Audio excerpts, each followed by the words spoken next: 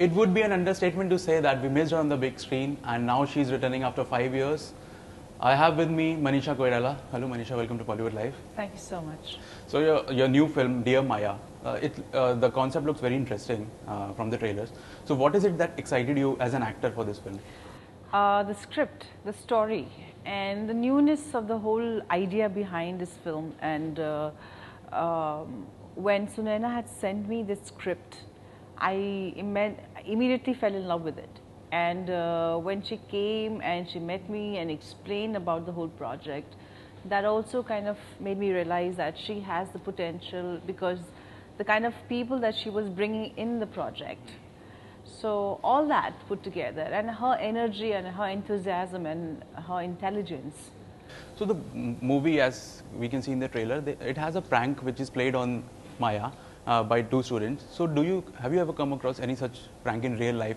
I've played the pranks. So I've been the prankster. Okay. And actually I've inherited that with my mom, because my mom used to be a prankster in the family, and done that. And then I've played pranks on people. So how was it being on the other side of the prank? Totally different. I realize, especially in this movie, it's like because a practical joke has been played on Maya Devi, and Maya Devi literally believes in that, and in the end it all turns out well. Okay. But there is a huge chunk where the girls' lives get destroyed because they think of the worst possibility that could have happened to Maya Devi after that joke. So did the director give you any reference to play that character, or something she had come across, or something related to the prank which is shown in the movie? Not really. Nothing on those lines. But she definitely has derived this idea where she had actually in real life had read a couple of articles about this woman who closed herself or locked herself in a haveli after seeing certain riots and stuff like that. So she kind of made story around that concept. Okay. How do you take on the current style of film promotions vis-a-vis 90s? Well, it's a lot of work. Okay. But I think like everything else in the film world that has changed over the period of time, even this has changed a lot. And well, I'm here doing my bit. With social media boom in mid-2000, every celeb, like most of the celebs are there on Facebook or Twitter, on social media, and they're easily accessible to the fans. Yes. So do you think the mystery around the actors is lost again as compared to how it was in 90s or in early 2000? I agree. There is a plus and minus to both. There is a good side and the bad side to the same thing. The bad aspect is, of course, as you pointed, that the mystery, the element of that whole thing has disappeared. But on the other hand, because they're so easily accessible, the fans can relate to it more. They can see what's going on, and it's a direct connection with the celebrity to the fans, because you just there's I think it's good, So you're on Twitter. So which is that one actor you enjoy following or reading tweets of? Honestly speaking, I still have to get a hang of it. Okay. I'm very new in this, and so I have an advisor, a team of people who are advising me on to how to go about it. I'm just not that 100% comfortable with it. Okay. Among the current actors and actresses, any actor who impressed you, or actors who? Yeah, loads. I think today's generation actors are exceptionally good actors. Ranbir Kapoor, to say, Deepika Padukone, she does such fantastic work, and she's so glamorous and beautiful. Yet, when I saw Piku, marvelous performance, and I love Kangana a lot. I saw her Queen, and I loved her work in that. I loved Alia when I saw Urta Punjab. I thought she was the best in that. She was so natural, so flawless. And so when I see these younger lot of actors doing such a very, such a sensitive role, and but to a lot of finesse, you know, so it is applaudable. You are returning with Dear Maya, which is an independent film, and then you have Sanjay Dutt's biopic, which is of a big production. So is it like something you're maintaining a balance between a small film and a big film and that sort of thing? Not really. I'm actually like when Sunaina sent me the script of Dear Maya, I read the entire script and that really moved me. And that reminded me of how I had actually done Khamoshi when Sanjay Bansali was not a big director, and he had just sent me the good script, and I jumped on it. Likewise here, Sunaina was a new director, but she has a brilliant script with it, so I took that on. As far as Raju Hirani sir's biopic is concerned, it's more in awe of his work and more in awe of Nargis Dutt ji that I took that project. So your role as Nargis Dutt, will we see her prime as an actress or her as the role of Sanjay Dutt's mother in Sanjay Dutt's I don't think my director want to me to talk about this project right now. You know, so when that movie is on the release, I think Raju sir would want me to talk about it then. So if you can just tell us about the preparation, maybe the kind of mannerism. Did you watch any movie or did whatever Raju sir told you? Raju sir has actually given the documentaries and stuff like that, okay. And Priya Dutt ji, she gave me a book, and we did look test and all that. That's, you know, it's going on. So I read somewhere that for Dear Maya, you that the house you live in, it's a haunted place. I didn't know it. Had I known, I would have played a prank. So I kind of, it's a dilapidated bungalow, okay. And the sets, the way the decor and artwork was done is fantastic. But honestly, till recently, I had no idea. Okay. So in the past, you were diagnosed with the disease, the cancer. So what are the 3 things you learned about yourself as a person which you didn't know during the process?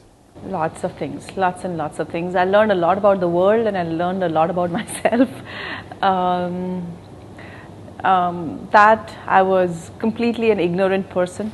I realized that because I had no idea that facing death would be kind of a life-changing, and how fearful it is, and how I had taken my life for granted and my health for granted initially.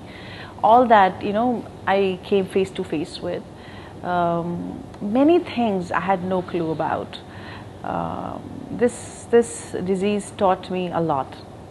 Yeah. So I also read that a book has been planned on your struggle for others to, you know, gain motivation from that, and how. Yeah, I'm working on this, especially around the health. I'm working with my nutritionist, and she and I would be working on this book with the sole purpose of helping other people to come out of the disease or get some kind of a help or motivation and hope, you know, with that. So earlier, back in the day, the film used to run for weeks and months and years.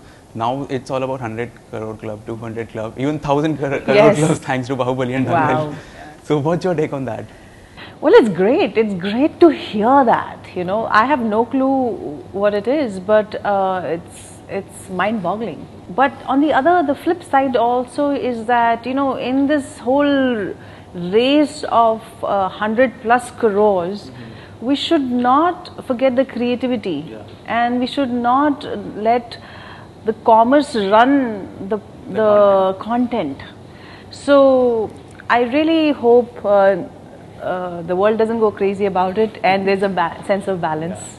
So, because films are also losing their shelf life. It's just a weekend and a week's business. Okay. So one recent film you thoroughly enjoyed? Recent movies. I saw Urta Punjab and I loved it. I also I loved Dangal. I saw recently, because I saw Madhavan tweet about it, Sala Khurus.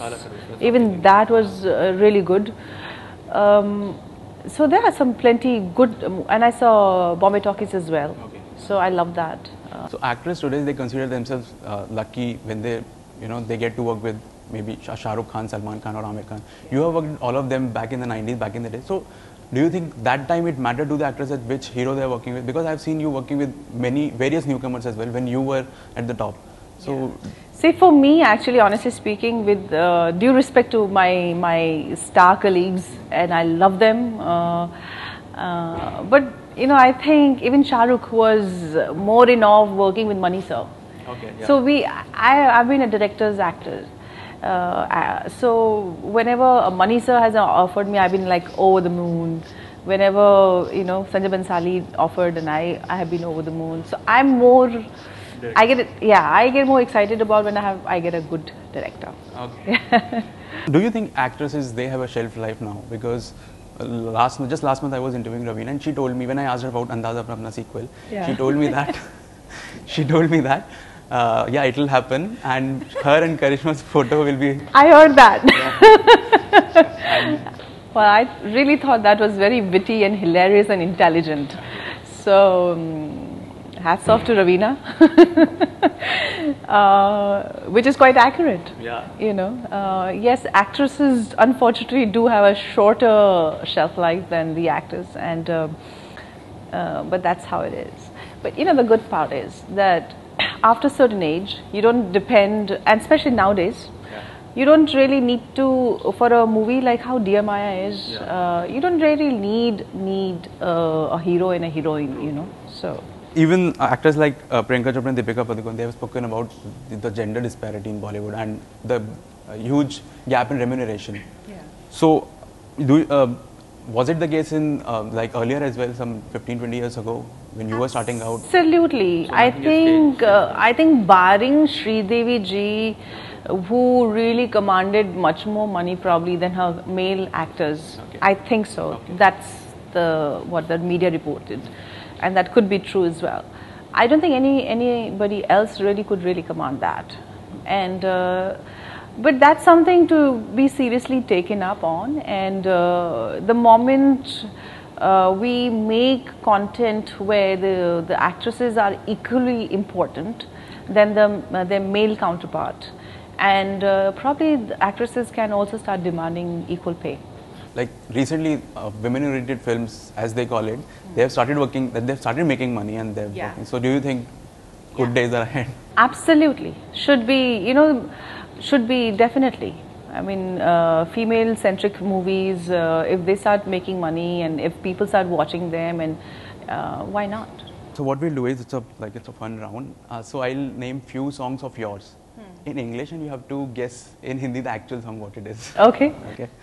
So the first one is, this is the intoxication of love, believe these words of mine, friends. I'm not so good with this. I'll pass. This is like one of my favorite movie of yours, and it stars Amir Khan. Nasha ye pyar ka nasha. Okay, this is very easy. Don't say anything, just don't say anything. That's my favorite song, Kuch Na Kaho. Difficult to say yes, difficult to say no. Kitna mushkil hai na na na na. You're the seven colored. This is sounding so hilarious to me. His Satrangi song. Yeah. Okay. Today I'm up and the sky is down. Aaj main upar. So I have now 3 dialogues of your movie, and you have to guess which is. Yeah. So first one is, वो जिंदगी ही क्या जिसमें कोई नामुमकिन सपना ना हो.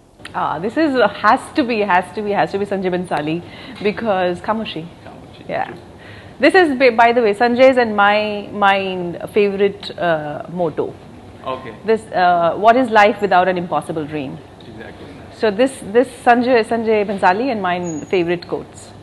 विश्वास जीतना आसान है, उसे तोड़ना उससे भी ज़्यादा आसान है, मगर मुश्किल है उस विश्वास को निभाना. मन. एंड द लास्ट वन, तुम्हारे लिए तो मैं एक सुंदर शरीर से ज़्यादा कुछ थी ही नहीं, और अब भी तुम्हें मेरे शरीर के अलावा कुछ नहीं मिलेगा. This is a blockbuster movie of yours. Really? Yeah. Okay, I gave up. I don't remember this one. Agni Sakshi. I was thinking. Okay. Now it's time for some rapid fire round, and you fared really well in all the rounds so far. So Mani Ratnam or Sanjay Bansali? One you enjoyed most? Okay. Both. I cannot take either side, but because I worked with Manisha in 2 films, so I would go for Manisha. Jackie Shroff or Salman Khan, who according to you was a hotter hunk when you worked with them? Jackie or Salman? Yeah. See, both had different charm, but Salman is more in trend now. Yeah. I think those days it was surely Jackie Shroff. One friend who stuck with you through years? Oh, there have been plenty of friends who stuck with me. You know, Deepti Naval since my first film Saudagar, Ashok Mehta ji since his last days, he was with this thing. Gulshan since Saudagar, Jackie since Saudagar. So, since 25 years, I have some very good friends. This is true or false? Actors can't be friends. True or false? I think Tabu and I are friends, but again, because she is busy and I'm busy, and whenever we do meet, we have very warm bonding. But it's not like everyday friendship because we are working professionals. Yeah. Nepotism exists. True or false? I have no problems with people's preferences. If it exists, it's fine. There was somebody who was tweeting about it, and I thought it's like if Dhirubhai Ambani passes on this thing to his sons, nobody seems to be raising the question. So why do we have a question in this film? I say it's okay. Casting couch, real or fake? Well, it all depends. Since there's so much talk about all these things, I'm sure it must be existing. Having said that, I can say this, that people who take that route will only get exploited and more exploited and more exploited and more exploited. So girls, just know that there is no easy way out to being successful. It's hard work and it's talent. If you were to feature in a biopic after DMI and Sanjay Dutt's biopic, who would you choose to play? Why not mine? Okay. No, but seriously, if biopic was being made, I think Nargis Dutt. Nargis Dutt, centered around. Centered around her. Yeah. And if your biopic was made, who would you think will be apt in today's? Kangana or Alia. Yeah. Okay. Thank you so much. All the best for Dear Maya. Do watch Dear Maya. It's releasing on 2nd of June. Do not forget, come to the theatre and enjoy the film.